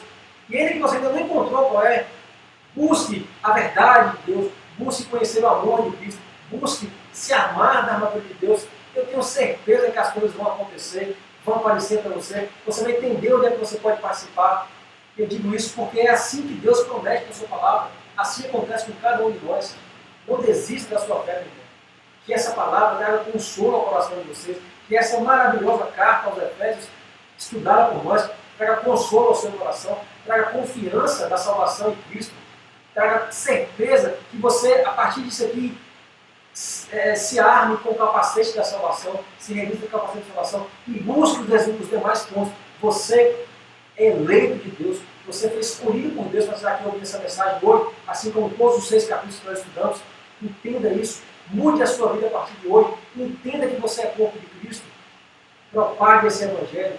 Se isso não gerou em você paz no seu coração, releia, reveja a sua vida e peça a Deus. Não sou eu, Décio, não é a igreja Assembleia de Deus, não é ninguém que é capaz de plantar isso no seu coração. Ninguém, por mais que eu prepare uma mensagem, que eu me capacite, eu não tenho capacidade de selar em seu coração, de garantir em seu coração a herança, a vida eterna, a salvação. Mas Deus pode fazer isso. E Ele nos usa para isso. Lembra que Ele age, Ele não, quando Ele nos usa, não é a mim ou a uma pessoa específica, não. Em todos aqueles que fazem parte do corpo de Cristo, Deus age em todos. Você é um deles. Entenda isso hoje. Participe desse reino hoje. O paraíso começa aqui, o paraíso é aqui. Em nome de Jesus. E no verso 23, no verso 24, Paulo vai finalizar a carta, né? Paulo vai finalizar a carta aí, dizendo: a paz, diante de todo esse entendimento, diante desse consolo que essas palavras levam, que tu está levando, vão levar ao seu coração, que a paz esteja com vocês, que a paz seja com os irmãos, e o amor, a fé, a paz seja com os irmãos, e amor com fé. E amor com fé. Da parte de Deus Pai e do Senhor Jesus Cristo. Vai passar o próximo. A graça seja com todos os que amam sinceramente a nosso Senhor Jesus Cristo. Veja que Paulo finaliza o texto de uma forma maravilhosa, dizendo assim: ó, quando eu falo que vocês devem se submeter uns aos outros, quando eu falo que vocês devem ser igreja de comunidade, quando eu falo que vocês devem se revestir dessa palavra, quando eu falo que vocês devem se ajudar, quando eu falo que vocês devem enfrentar essa batalha confiantes, porque eu estou partindo do princípio que vocês sinceramente amam ao nosso Senhor Jesus Cristo. E a gente só ama a Cristo porque Ele nos amou primeiro. Ele é. Rapaz, sinceramente, assim, se deparar com ensinamentos como esse, nós já falamos sobre isso, como os argumentos de Paulo, o texto de Paulo, glória a Deus pela vida de Paulo, porque a forma como ele escreve assim, é absolutamente convincente. Eu desejo profundamente mesmo, que no seu coração haja a paz que houve no meu ao ler isso aí. Eu não sou menos pecador do que nenhum de vocês, então que assim como Paulo orou para que isso acontecesse com os Efésios, e que Paulo orou para que acontecesse com ele também, que ele fosse fortalecido em Cristo, nós oremos, nós busquemos. Este é o manual da vida cristã. Paulo nos trouxe aqui o manual da vida cristã. Ele nos deu as razões pelas quais somos salvos, por que somos salvos, como devemos encarar a salvação e como devemos encarar as dificuldades. O manual da vida cristã, como toda a Escritura. Se aposse desse ensinamento, se aposse dessa verdade, em base à sua vida, alicerce a sua vida nesse Jesus que nos apresenta esse texto hoje. Sejamos diferentes desse mundo. Em nome de Jesus. Que como Paulo disse, que a graça seja com todos vocês, que a paz arroze o coração de vocês. E vamos orar para agradecer a Deus por mais um livro da Bíblia que a gente terminou o nosso estudo. Felizes, eu estou muito feliz com esse término mais uma vez. E que Deus nos abençoe para os próximos textos. Vamos orar. Ó Deus, muito obrigado por esse conforto que o Senhor traz ao nosso coração. Muito obrigado, Pai, por estar disponível para nós um texto como esse. Talvez muitas pessoas, e o próprio Paulo, tenham questionado em algum momento a razão de tudo isso acontecer, se valia a pena passar por tudo aquilo que ele estava passando, Pai. Ser preso, para defender uma verdade, para uma coisa que na vida dele talvez não mudasse tanto mais, mas que outras pessoas mudassem. Talvez ele tenha fraquejado ou escudeado. Mas eu quero te agradecer, Senhor, porque o Senhor guardou a vida de Paulo. E foi por isso que esse texto chegou até nós, Senhor.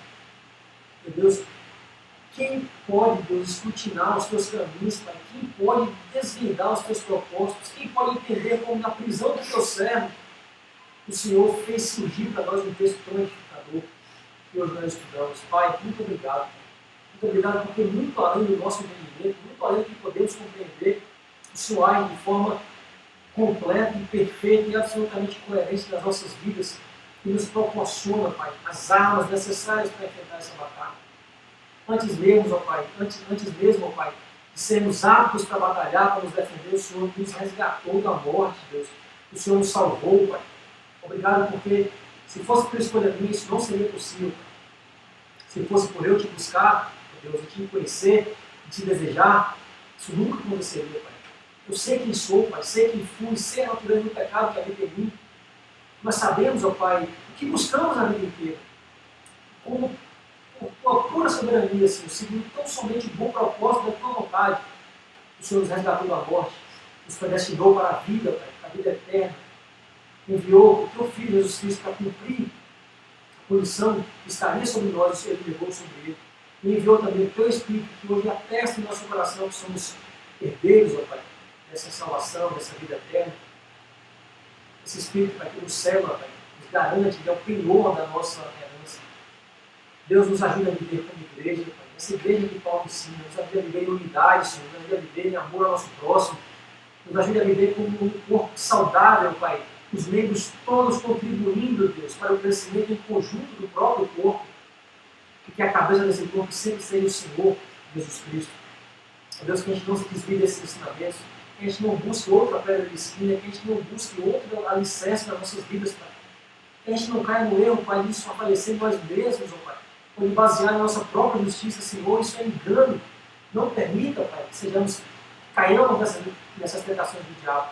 Mas isso, Pai, nos convoque, Deus, a conhecer a Tua Palavra, a fortalecer a nossa vida com a verdade, Pai, que há nas Tuas Escrituras, a estarmos firmes, ó Pai, com o capacete da salvação, o escudo da fé, Senhor, calçados, ó Pai, os nossos pés preparados para a caminhada, ó Deus. Meu Deus, se não for o Senhor, Pai, na primeira flecha, nós somos incendiados por Satanás.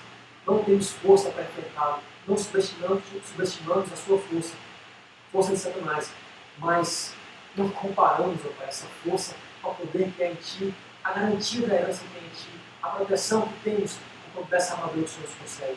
Deus, nesta noite, finalizemos essa reunião, Senhor, cientes, ó Pai, de quem Tu és para nós, de quem éramos nós, pecadores, mortos em nossos delitos e pecados, e de quem somos agora, graças a Ti, Deus, graças à Tua obra.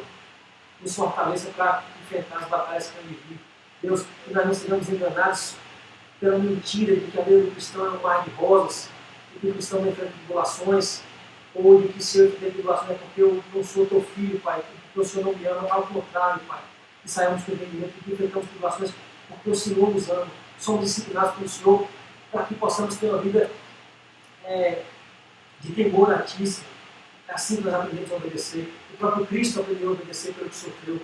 Senhor, que nós sempre saímos daqui convictos do Teu amor, que todos enfrentam tribulação, mas que para nós é diferente, porque somos abraçados pelo Teu Espírito, somos fortalecidos para enfrentar tudo isso, Pai. Deus, que esse entendimento não saia de nós, que isso guarde, Deus, que essa fé nos faça resistir ao diabo, que o diabo fuja de nós, Senhor. Somos povo Teu, somos fruto da Tua obra, da Tua vitória naquela cruz, Senhor. Agradecemos por isso. Não nos permita nunca, Pai, nunca esquecer disso. Que sejamos filhos Teus, vivendo em concordância com esse pensamento, como igreja, buscando bom procedimento, e que para tudo, Pai, e que em tudo isso seja para a honra do Teu nome, que o Senhor habite em nós, por tua misericórdia, para nos garantir a salvação e a vida eterna. Deus, nos dê suporte até o dia que o Senhor voltará, para nos glorificar, para vivermos contigo para sempre. É o que Deus te agradecemos. Em nome de Jesus, obrigado por termos concluído mais um estudo, Pai, mais um livro da Bíblia. Te agradeço, Pai, porque reconheço, Pai, a incapacidade que há em mim, que há em cada um de nós, meus irmãos. Eu te agradeço, Pai, porque eu reconheço a limitação, Senhor, que nós temos. Eu te agradeço, Pai, porque tantas vezes o Senhor nos impressionou, em especial a língua limpa, porque quantas vezes ao estudar não parecia que eu conseguiria entender muito bem as coisas, mas de forma tão graciosa, Pai, o Teu Espírito se manifesta durante as nossas reuniões e a Tua palavra se clareia em nossa mente, Senhor. O Senhor abre os nossos olhos, o Senhor abre o nosso coração, Deus. Obrigado porque o Senhor supre as nossas limitações, o Senhor suplanta de forma absurda, Pai, as nossas limitações ao nos trazer entendimento. E se for da Tua vontade, Pai, nos capacite para o próximo estudo, Pai, para o próximo livro. Desde já, abra o meu coração e o coração de todos esses jovens, todas essas pessoas que estão acompanhando o Senhor. Para que continuemos sendo edificados pela Tua palavra. Deus, te agradecemos por tudo, mais uma vez, por Tua graça e bondade, em nome de Jesus. Amém. Amém, jovens? Amém. Amém.